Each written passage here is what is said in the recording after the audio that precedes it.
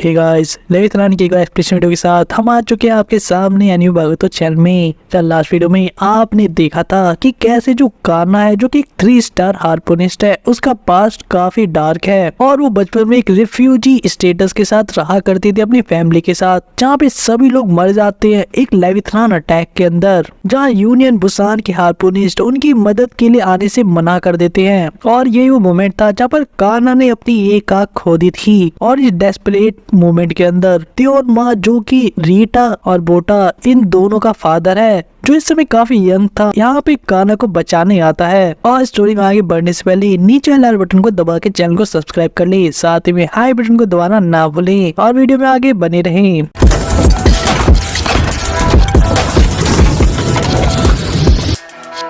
हम उसी crab monster को देखते हैं जो कि काफी बड़े बड़े शिप के पीसेस को तोड़कर त्योनमा के ऊपर अटैक कर रहा था, क्योंकि त्योनमा के लास्ट कुछ स्ट्रेटजीज और टैक्टिक की वजह से वो फाइनली उसकी आउटर शेल को तोड़ पाया था जो काफी स्ट्रॉन्ग थी। वही दूसरी तरफ हम देखते हैं जहाँ त्योनमा भी काफी एग्रेसिव हो जाता है इस मॉन्स्टर की तरफ अटैक करने के लिए, जो अटैक थोड़ी देर पहले एक बिल्डिंग के थ्रू किया था जहाँ की शिप को तोड़कर, और उसकी वजह से काना एक जगह पर फंस जाती है जो कि काफी हेल्पलेस थी और एक पर्सन से मदद मांगती भी है जो उसके सामने था।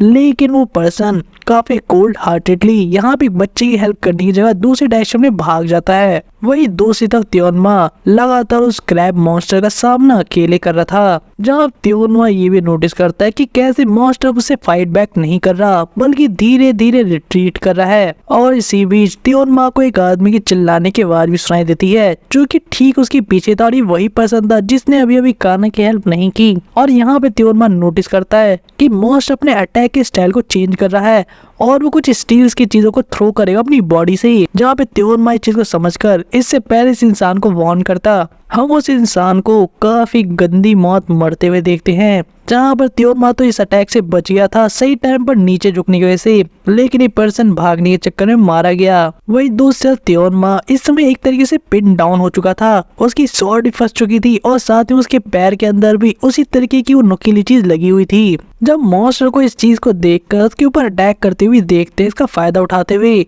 लेकिन त्योरमा फाइनली एंड मोमेंट पे अपने पैर से वो चीज निकाल के किसी तरीके से उस चीज को डॉच कर लेता है एंड मोमेंट पे। वही अपने हाथ को निकालने के लिए हम उसे काफी ब्रूटली वोडनेट होते हुए देखते हैं, यहाँ तक कि उसके पूरे हाथ में एक तरीके का छेद हो चुका था आर पार। वही त्योनमा अपने आप को फ्री करके फाइनली एक स्विंग अटैक करता है इस मॉन्स्टर के ऊपर, लेकिन इसका ज्यादा कुछ असर नहीं होता, जहाँ हम त्योनमा को काफी दूर जाते हुए गिरते हुए भी देखते हैं इसके आफ्टर इफेक्ट से। जब प्रेजेंट में हालत ऐसी हो चुकी थी कि त्योनमा काफी घायल था, अलग अलग बॉडी पार्ट्स पे चोट लगने की वजह से, साथ में उसके शॉट की जो गैस थी वो भी खत्म हो चुकी थी। लेकिन यहाँ पर त्योनमा को पता था कि जो मॉन्स्टर्स के सामने है वो भी अच्छी हालत में नहीं है। वहीं पे अब सनराइज का भी टाइम होने वाला था, और इससे पहले कि दोनों दुश्मन एक दूसरे को खत्म कर दे, हम देखते इस मॉन्स्टर को फायदा उठाते हुए इस टाइम का और सीधे समुद्र में कूदते हुए, जहाँ ऑब्वियसली त्योनमा इसका पीछा तो नहीं कर सकता और वो भी घुटनों पे बैठ जाता है और सोचने लगता है कि कैसे लेविथन कितना ही बड़ा क्यों ना हो, आखिर वो ऐसा मॉन्स्टर है जो कि सनलाइट से हेट करते हैं और इसलिए शायद मॉन्स्टर को यहाँ से भागना पड़ा। जिसके बाद फाइनली त्योनमा जाकर काना की हेल्प करता है जो कि अभी भी उन्हीं मलबों के नीचे फंसी हुई थी। वहीं पे काना जो कि समय की इनोसेंट किड थी, यहाँ पर काफी मासूमियत से त्योन से पूछती है कि उसने लेविथरान को सही में मार दिया फाइनली, जिस पर त्योनमा से बताता है कि वो ऐसा कर तो नहीं पाया, लेकिन वो लेविथरान यहाँ से भाग गया सनराइज की वजह से। जब इस बात को सुन के यहाँ पर काना पूछती है क्या वो लेविथरान वापस आएगा, जिसके जवाब में त्योनमा कहता उसे नहीं पता। इस मोमेंट पे दोनों ही सूरज की तरफ देख रहे थे और त्योनमा यहाँ पूछता है क्या यहाँ पे काना खुश नहीं है कि वो फाइनली दूसरा सूर्य उदय भी देख पाई। जब काना को इस सवाल को सुनते के साथ रोते हुए देखते हैं, क्योंकि उसका कहना था कि बिल्कुल भी खुश नहीं है, उसके मॉम और डैड उसके सामने कच्चा चबा लिए गए इस मॉन्स्टर के द्वारा। वही दूसरी तरफ हम देखते हैं और भी बाकी सारे हार्पोनिस्ट को जो कि यूनियन बुसान से थे यहाँ पर आते हुए, जो कि किसी को बचाने के लिए नहीं आए थे बल्कि उस आइटम को रिकवर करने के लिए आए थे जो कि स्ट्रेस कॉल के टाइम पे इन लोगों ने बताया था, यानी कि रिफ्यूजीज ने स्कैवेंज हंट करके निकाला था जो काफी काम का था। जहां हम देखते कि हार्पोनिस्ट के जो ऑफिसर थे यहाँ पे काना के साथ एक डील साइन करते हैं क्योंकि रिफ्यूजी में और कोई नहीं बचा था। तो ये जितने भी रेलिक्स मिले थे उन सभी की प्राइस को यहाँ पर कानो को दिया जा रहा था। एंड ऑब्वियसली यहाँ पर साथ में यहाँ पे परमानेंट सिटीजनशिप भी यूनियन बुसान की काना को मिली थी। जहाँ ये ऑफिसर ये एग्रीमेंट साइन होने के बाद उसे काफी खुशी से बताता है कि उसे अब हैप्पी रहना चाहिए। वो एक सिटीजन बन चुकी है यूनियन बुसान में, जो सभी रिफ्यूजीज का सपना होता है। लेकिन काना इस बात को लेकर खुश नहीं थी। वो एक सोल सर्वाइवर थी उस पूरी रिफ्यूजी फ्लीट की और उसे इस चीज के लिए कांग्रेचुलेशन दिया जा रहा था। वही दूसरे यूनियन बुसान के जो मासूम लोग थे उन्हें सच्चाई का कुछ अता पता नहीं था और उस सभी हार्पोनिस्ट लोगों को चीयर कर रहे थे इसलिए कि उन्होंने एक और मॉन्स्टर को हरा दिया और इतने सारे रेलिक भी लेकर आए जो काफी काम की चीजें हैं। हम देखते कि काना उन सभी भीड़ में लोगों को देख रही थी खुश होते हुए, जो कि इस बड़े से मॉन्स्टर के पंजे को देखकर काफी खुश थे और उन्हें लग रहा था कि सभी हार्पोनिस्ट ने मिलकर उस पंजे को काटा उस मॉन्स्टर से। लेकिन कोई भी एक भी मरे हुए रिफ्यूजी की बात नहीं कर रहा था, क्योंकि इन लोगों को उनसे कोई मतलब ही नहीं था, जो कि आगे परमानेंट सिटीजन नहीं थे। वही इसी बीच काना का ध्यान कुछ यंग ऑफिसर्स के ऊपर जाता है, जो कि बात कर रहे थे उन्हीं रिफ्यूजीज को लेकर कि कैसे ये लोग उन्हें एक्सप्लॉइट करते हैं। वो उनसे काम कराते हैं इस चीज को लेकर कि बदले में उन्हें कभी सिटीजनशिप मिल सकती है। और इन लोगों ने गलती से इस बार एक ट्रेजर को ढूंढा भी था, यानी कि मासूडा के रेलिक्स को। और कल रात में एक डिस्ट्रेस कॉल आई भी थी, यानी कि जो मदद मांगती है, और इस कॉल को मना करने वाला यानी कि हेल्प को ना भेजने वाला जो पर्सन था वो यही यंग ऑफिसर था, जिसकी वजह से वो सारे लोग वहाँ मारे गए। जब काना भी ये बात सुन लेती है और वही इस तरह सारे ऑफिसर इस बात को लेकर खुश होते और हंसे थे कि कैसे वो सारे रिफ्यूजी मारे गए तो नहीं सारे रेलिक्स फ्री में मिल गए और ये काफी लकी है। जब इन सभी की हंसी तब बंद हो जाती है जब अपने सामने एक छोटी सी बच्ची को देखते हैं जिसके हाथ में एक टूटी हुई शीशे की बोतल थी, जो कि इन्हें देखकर पूछती है कि क्या तुम लोग चाहते थे कि सभी रिफ्यूजी मारे जाए लेफ्टिनेंट के हाथों। वही हम उसी ऑफिसर को देखते हैं जिसने उस कॉल को डिक्लाइन किया था।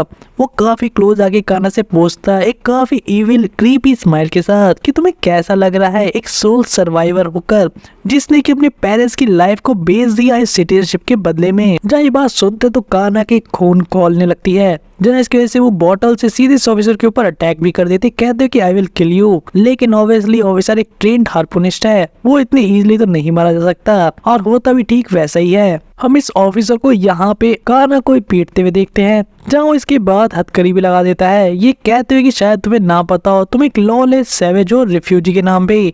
यहाँ पर हार्पोनिस्ट की बातें ना मानना एक सीरियस क्रिमिनल ऑफेंस है और अगर ये चाहे तो ऑन द स्पॉट या काना को एग्जीक्यूट भी कर सकते हैं इस क्राइम के लिए। जो हमें यूनियन बुसान की काफी डार्क पिक्चर भी देखने को मिलती है, यानी कि डार्क साइड जो चीजें यहाँ पे होती थी। हम इन हार्पोनिस्ट को देखते एक छोटे से बच्चे को बोली करते हुए, जहाँ पे लोग धमकाते कहकर कि यहाँ का ग्राउंड रूल ये है कि हार्पोनिस्ट ही यहाँ का नियम है, यहाँ का कानून है और यहाँ के एग्जीक्यूशनर भी हैं, यानी कि जज। जहाँ ऑब्वियसली कानों को बात बिल्कुल पसंद नहीं आती और वो उनका मजाक उड़ाती है, खास के इस कानून का और यहाँ के जज का भी, जो कि लालची और सेल्फिश है और लोगों को मरने के लिए छोड़ चुके थे। लेकिन ये ऑफिसर इस बात को सुन के थोड़ा सा इरिटेट हो जाता है, जहाँ वो काना के पेट में एक लात भी मार देता है और बाकी के ऑफिसर भी इसी चीज को फॉलो करते हुए यहाँ पे काना को पीटने लगते हैं अपने जूतों से, ये कहते हुए कि कैसे वो यहाँ पे एक रिफ्यूजी को मैनर्स सिखा रहे हैं। और इससे पहले चीजें और खराब होती है काना के लिए, हम फाइनली ट्योन माँ को यहाँ पर इंटरवीन करते हुए देखते हैं, जो कि इस ऑफिसर का हाथ पकड़ लेता है मूवमेंट पे और इन सभी को सबक सिखाता है। जब हमें देखने को मिलता है कि अभी भी ट्योन माँ पूरी तरह से रिकवर नहीं किया है,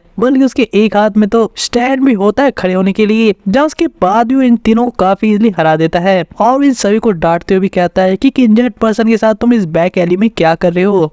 जहाँ ऐसे इंटरवीन करते हुए देखकर ये ऑफिसर काफी फ्रस्ट्रेट होते हुए ट्योन को समझाते हैं और रिक्वेस्ट करते हैं कि ये लोग भी हार्पोनिस्ट है ठीक ट्योन की तरह, तो ट्योन को चीजों में इन्वॉल्व नहीं होना चाहिए। एंड ऑब्वियसली ट्योन माँ को ये बात सुनकर काफी गुस्सा चढ़ जाता है कि ऑफिसर एक तो गलत कर रहे हैं, ऊपर से अपनी ड्यूटी बता रहे हैं, और इसलिए वो फाइनली अपने उसी स्टैंड को तोड़कर एक तरह का वेपन बना देता है, कहते हुए कि मैं तुम्हें बताता हूँ ड्यूटी क्या होती है और क्या होता है उन हार्पोनिस्ट का जो कि यहाँ के लॉ तोड़ते हैं। लेकिन इन्हीं में से एक ऑफिसर यहाँ पे ट्योन माँ को जानता था अच्छे से कि वो कितना पावरफुल और स्किल्ड वॉरियर है, और इसीलिए वो डोहा को यानी कि जो मेन ऑफिसर यहाँ पे काना को असॉल्ट कर रहा था उसे लेकर जाने लगता है, कहते हुए कि हमारे लीग से बाहर का बंदा है।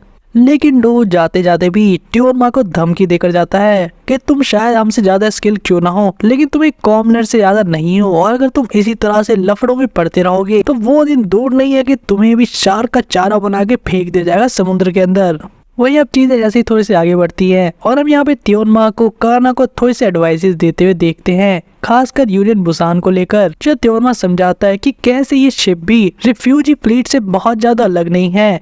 यहाँ पे जो कमजोर लोग हैं उनको एक्सप्लॉइट किया जाता है। बस फर्क इतना कि अटैक करने वाले लोग लेविथान जैसे मॉन्स्टर नहीं बल्कि खुद ह्यूमंस हैं, और कई बार तो लेविथान मॉन्स्टर से भी ज्यादा इविल हो जाते हैं। और जो फाइनल एडवाइस यहाँ पे त्योन माँ देना चाहता था वो सिंपल सा यही था कि अगर यहाँ पे काना सरवाइव करना चाहती है फ्यूचर में तो उसे स्ट्रॉन्ग बनना होगा, काफी ज्यादा स्ट्रॉन्ग। वही काना जो कि यहाँ पे काफी इम्प्रेस हो चुकी थी त्योन माँ से, उससे पूछते कि भला वो एक हार्पूनिस्ट कैसे बन सकती है।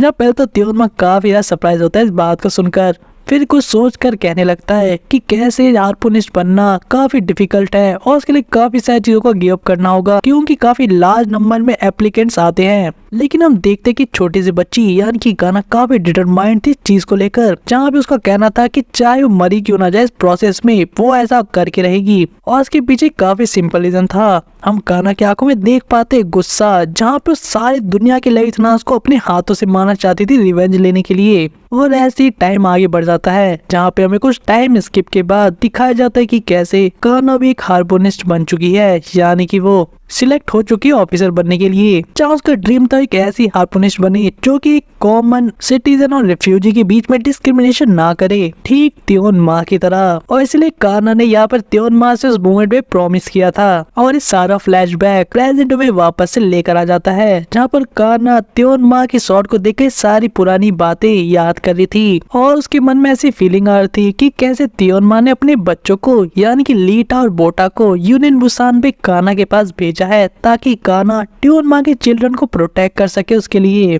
वही इसी के साथ बोटा और लीटा दोनों की पहली रात यूनियन बुसान पे खत्म हो चुकी थी और मॉर्निंग के सूर्योदय के साथ ही यहाँ पे अनाउंसमेंट हो जाती है कि कैसे सभी लोग सेफ हैं, ना ही अब कोई तूफान आने वाला है और ना ही कोई लेविथान।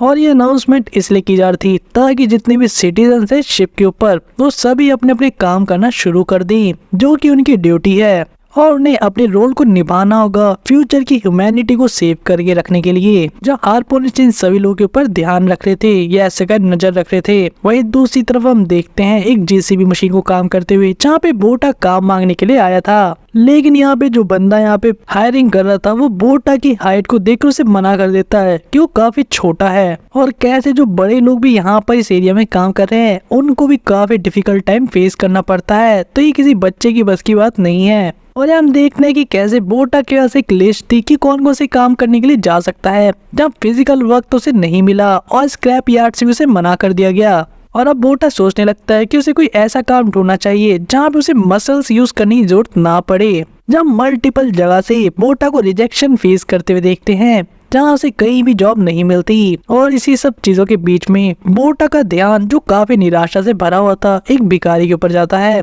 जो काफी भूखी थी और उसने कई दिनों से कुछ भी नहीं खाया था। और बोटा यहाँ पे एक पैनी उस भिखारी को दे देता है, जो बैगर भी देखकर काफी खुश हो जाती है। वहीं पे बोटा इस मैनेजर कहता है कि उसके जॉब नहीं है तो ज्यादा हेल्प करने के लिए नहीं दे सकता, लेकिन जैसे उसकी नौकरी पक्की हो जाएगी वो यहाँ पे और भी ज्यादा हेल्प करने के लिए पैसे जरूर देगा आके। जहाँ इस भिखारी को काफी खुश होते हुए देखकर अप्रिशिएट करते हुए देखते हैं बोटा को, जहाँ इस पैसे के बदले में यहाँ पर कुछ सीड्स देती है ग्रेटिट्यूड के फॉर्म में। ये बीज एक तरीके के होप को और उम्मीद को दिखाते थे।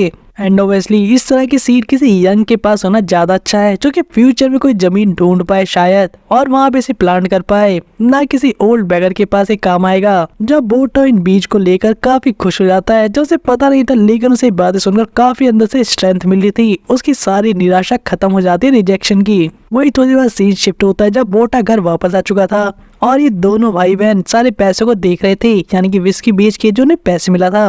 और ये दोनों काफी परेशान थे क्योंकि इन्होंने एक हफ्ते में आधे से ज्यादा पैसा खत्म कर दिया था। और लीटा यहाँ पे सैड हो जाती है कि कैसे इनके लिए बिल्कुल अच्छा नहीं है। अब वो ग्रिल सार्डिनीज यानी कि एक तरीके की डिश जो उसे काफी पसंद है वो नहीं खा सकते। वही बोटा इस बात को लेकर परेशान था कि यहाँ के लोग जिस चीज को जॉब कहते हैं वो चीज अभी तक भी नहीं मिली। जब उन्हें याद आता है कैसे उस लो लेवल वर्कर ने यानी कि ऑफिसर ने इन्हें बताया था यहाँ लाते वक्त कि कैसे शिप पर सभी को कोई ना कोई काम करना होता है और उन्हें बदले में यहाँ पे टैक्सेस देने पड़ते हैं रहने के लिए। एंड ऑब्वियसली अगर आप टैक्स नहीं दे सकते तो आपको बाहर निकाल दिया जाएगा यूनियन बुसान की प्रोटेक्शन से। एंड ऑब्वियसली बोटा एक काफी अच्छा सिटीजन है, वो अपने टैक्सेस टाइम पे भरना चाहता है ठीक आपकी तरह, लेकिन उसके पास कोई जॉब ही नहीं है तो भला वो करे क्या। और इसलिए उसे फाइनली डिसाइड करना पड़ता है कि वो फेमस डिश नहीं खा सकते यानी कि वो ग्रिल्ड सार्डिनीज जो उन्हें काफी पसंद है कुछ दिन के लिए। जब लीटा का रिएक्शन देख ही सकते हो, वो बिल्कुल भी खुश नहीं थे इस बात से कि उसकी टेस्टी चीजें उससे छीनी जा रही हैं क्योंकि बोटा ने कुछ पैसा वेस्ट कर दिया कुछ बीज खरीदने में।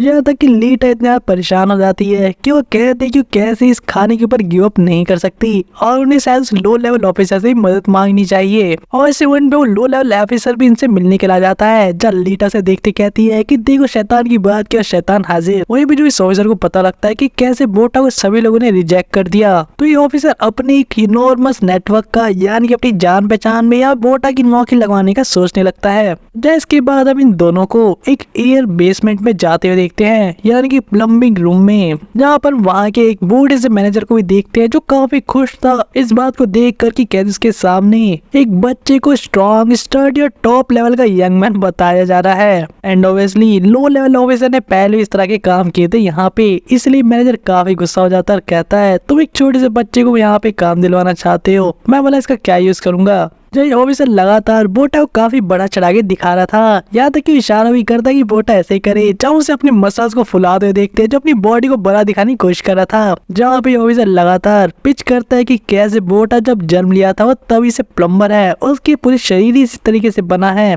उसकी डेस्टिनी एक प्लम्बर बनना। जहाँ ये पर्सन जो कि हायरिंग कर रहा था फाइनली कोई रास्ता ना देखकर अपने मुंह पे हाथ रखते कहता है कि चलो एक दिन ट्राई करके देख लेते हैं कि कैसा काम करता है।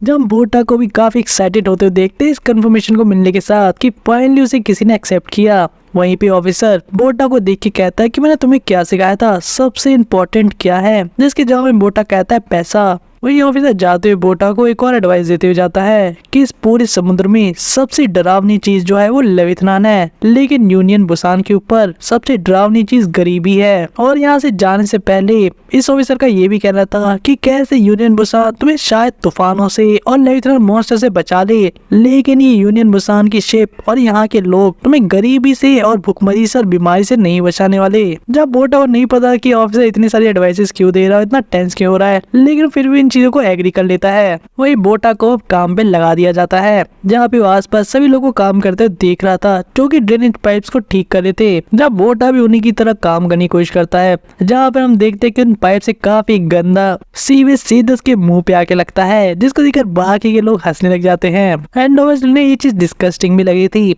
लेकिन यहाँ पे एक और चीज वहाँ के लोगों के बीच में डिस्कस हो रही थी कि कैसे जो ये पाइप्स है कि उनके रियल ब्लूप्रिंट के अंदर मेंशन नहीं थे। और इसलिए यहाँ पे काम करने वाला एक बंदा उस पूरे ब्लूप्रिंट को ले जाके अपने चीफ को दिखाता है जिसने बोटा को हायर किया था, जो कि काम में बिजी था। और यहाँ पे उन्हें पता लगता है कैसे सीवर पाइप उनके रियल ब्लूप्रिंट के अंदर नहीं थे। वही चीफ का कहना था कि अगर ऐसा है तो उन्हें वापस से ब्लूप्रिंट को ड्रॉ कर लेना चाहिए। हमें ये भी पता लगता है इन लोगों की डिस्कशन से कि कैसे इनके पास कितने सारे पार्ट्स नहीं है यहाँ पे लगातार मेंटेनेंस करने के लिए और चीजों को ठीक रखने के लिए। और यूनियन बुसान की जो शिप है ये लगभग 100 साल पुरानी है। जब बोटा भी काफी सरप्राइज होता है इस बात को सुन के। वही हमें यहाँ के चीफ के बारे में भी थोड़ा सा बताया जाता है, जो कि एक वेटरन प्लम्बर है जिसके 40 साल का एक्सपीरियंस है और इसका नाम है हु वोलोंग।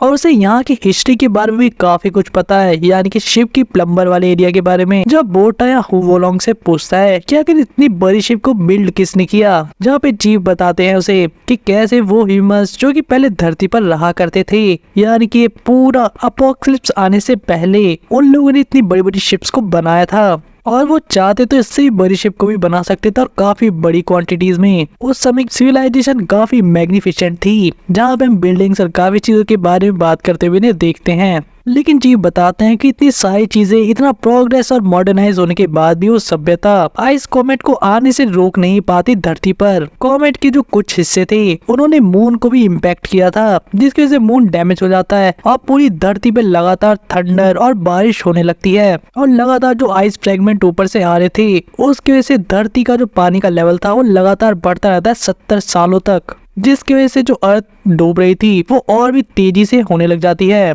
और इसीलिए उस समय के ह्यूमंस ने काफी सारी बड़ी बड़ी शिप्स को बनाना शुरू कर दिया, जिनमें से एक शिप का नाम यूनियन बुसान है, जहाँ पे वो आज के समय रहते ये सोचकर कि शायद फ्यूचर में जब वापस से पानी का लेवल कम होगा तो वापस लौट पाएंगे अपने देशों में। जहाँ इन्हीं सभी बातों के बीच में एक वर्कर कहता है कि कैसे जो शिप है ये चीप फूल लोलोंग से भी ज्यादा पुरानी है, और इसे लगातार अगर ठीक ना करके रखा जाए तो ये कभी भी डूब सकती है। वही बोटा जो कि काफी इंटरेस्टेड था इस पूरी स्टोरी के अंदर, वो पूछता है फिर आगे क्या हुआ। जो इसी बीच उसका ध्यान इन सभी काम करने वाले लोगों के ऊपर भी जाता है, जो काफी मेहनत और डेडिकेशन से इस पूरी जगह को ठीक करके रख रखे थे। और बोटा को पता था कि वो और उसके सिस्टर लीटा दोनों यहाँ पे सेफली इसलिए रह सकते हैं क्योंकि लोग काफी मेहनत से काम कर रहे हैं लगातार, और ये भी उनकी हेल्प करना चाहता था पूरी डेडिकेशन के साथ।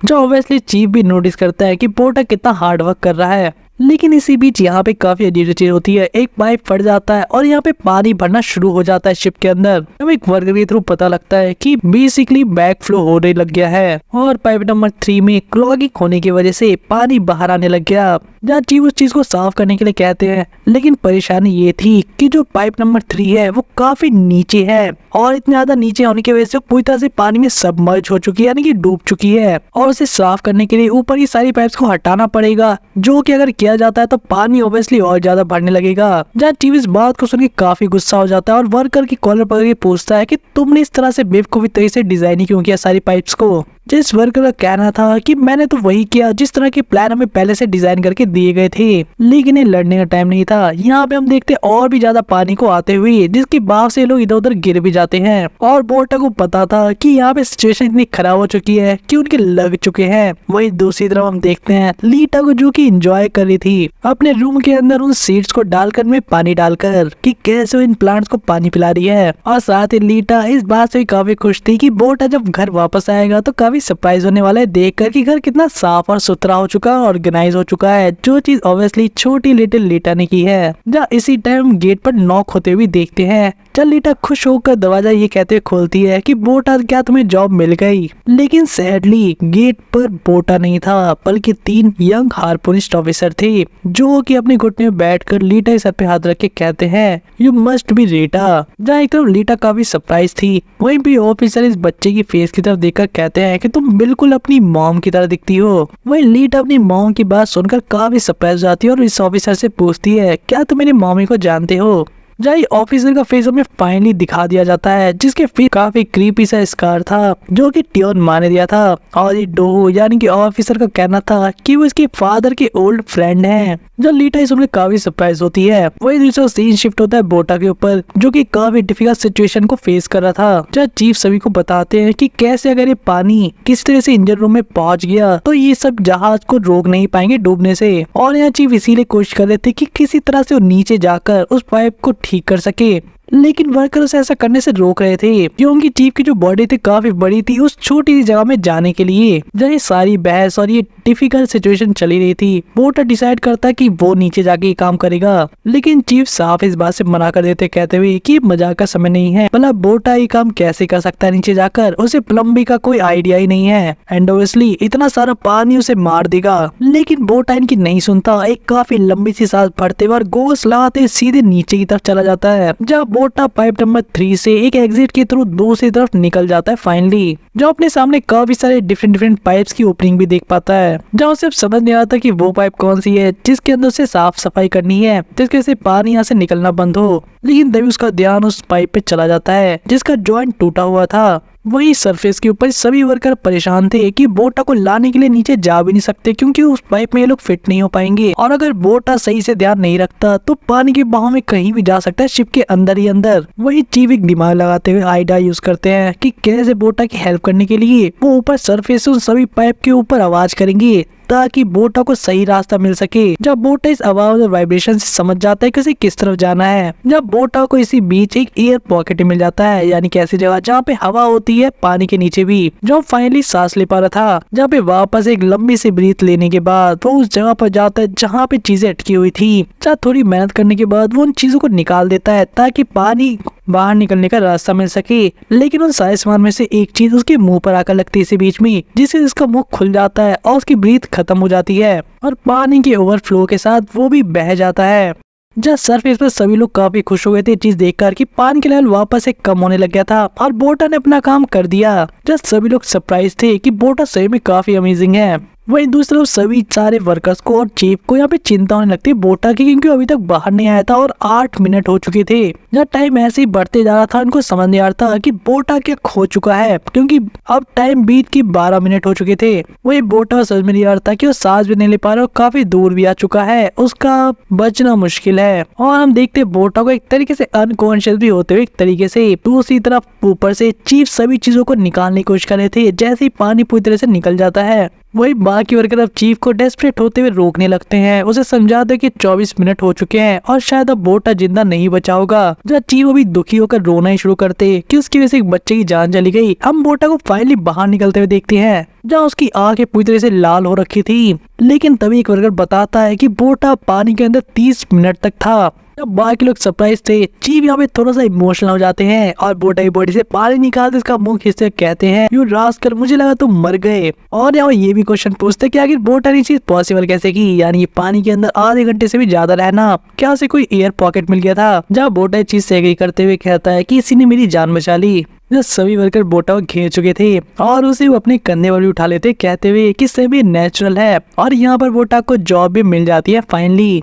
जब बोट आई सुनकर काफी ज्यादा सरप्राइज होता है। जहाँ एक तरफ आधे लोग खुश थे, एक वर्कर खुशी के मारे बोल देता है क्योंकि एक साथी मिकी अभी फाइनली कुछ दिन पहले ही मरा था और इन लोगों के पास काफी कमी हुई थी वर्कर की, तो इसलिए उन्हें एक नया वर्कर मिल गया। जहाँ बाकी वर्कर इस बात को सुनकर इस वर्कर को पेलने लगते हैं कि आखिर बच्चे के सामने ऐसी बातें नहीं बोलनी चाहिए। और यहाँ पे सभी लोग सेलिब्रेट भी करते एक नए मेंबर की टीम में आने से। जहाँ बोटा उस कॉफी को पी के काफी खुश था कि वो यूनियन बुसान पे आया। जहाँ वो घर जाते हुए मार्केट से होते हुए काफी सारा सामान और वो ग्रिल्ड चीज भी लेकर आता है जो कि उसकी सिस्टर को काफी पसंद है। यहाँ से लग रहा था कि रीटा काफी ज्यादा खुश होने वाली है बात सुनकर। लेकिन सरप्राइजिंगली जैसे ही बोटा रूम का गेट खोलकर अंदर आता है हम लीटा को एक छोटी सी चेयर में रूम पर बैठे हुए देखते हैं जो कि काफी ज्यादा डरी हुई लगी थी। और बोटा धीरे से लीटा की तरफ बढ़ते हुए उससे पूछता है कि आखिर क्या हुआ, वो ठीक तो है ना। चल लीटा एकदम से डर से चिल्लाती है और बोटा को रूम से भागने के लिए कहती है, लेकिन इससे पहले वो कुछ रिएक्ट कर पाता सामने से उसके ऊपर अटैक कर दिया जाता है जो किसी और ने नहीं बल्कि एक हार्पूनिस्ट ऑफिसर ने किया था, जिसकी वजह से सारा सामान नीचे बिखर जाता है। जहाँ हम देखते ही कोई और नहीं बल्कि डोहू था जो कि बोटा को अपने हाथों में पकड़ के उसे कह रहा था कि तुम फाइनली मुझे मिल गए बोटा माँ। जहाँ उसके हाथ में वही रिपोर्ट थी जहाँ पे इनके बारे में लिखा हुआ था और डोहू बता रहा था कैसे वो कितना एक्साइटेड हो गया था रिपोर्ट में इन दोनों के नाम को देखकर। जहाँ हमें पता लगता है कि डोहू कभी भी भूल नहीं सकता बोटा माँ को,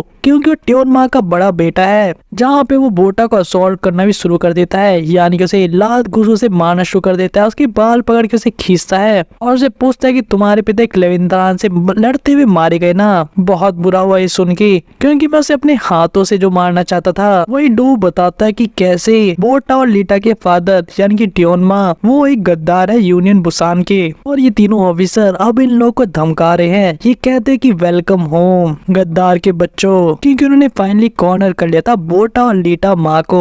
आखिर डोहू के मुंह पर वो स्कार कैसा आया और वो ऐसा क्यों कह रहा है कि वो बोटा माँ के जन्म से पहले उसे जानता था। आखिर अभी तीनों हार्पूनिस्ट जिन्होंने एक टाइम पर काना को भी असॉल्ट किया था बचपन में, वो इन दोनों बच्चों के साथ क्या करेंगे भला। क्या वो ट्योन माँ की दुश्मनी इन बच्चों पे निकालेंगे। और आगे ट्योन माँ जो कि एक लेजेंडरी स्लेयर है वो आखिर एक गद्दार कैसे बन गया हार्पूनिस्ट के लिए या फिर यूनियन बुसान के लिए भी। और अब इन दोनों छोटे बच्चों का क्या होगा भला जो कि काफी अच्छी लाइफ जीने की सोच रहे थे कि फाइनली वो यहाँ पे सेटल हो सकते हैं, जो उन्हें लेविथनान का किसी और चीज का डर नहीं होगा। इन सभी चीजों के आंसर आपको मिलेंगे आने वाले वीडियोस में, जिसके लिए आपको चैनल सब्सक्राइब करना पड़ेगा, वीडियो को लाइक करना पड़ेगा, ज्यादा कमेंट्स करने होंगे। वही आपको अगर किसी दूसरे मानव या एक्सप्रेशन देखनी है तो आप हमें चैनल की प्लेलिस्ट को चेक कर सकते हैं। तो मिलते हैं आपसे नेक्स्ट वीडियो में।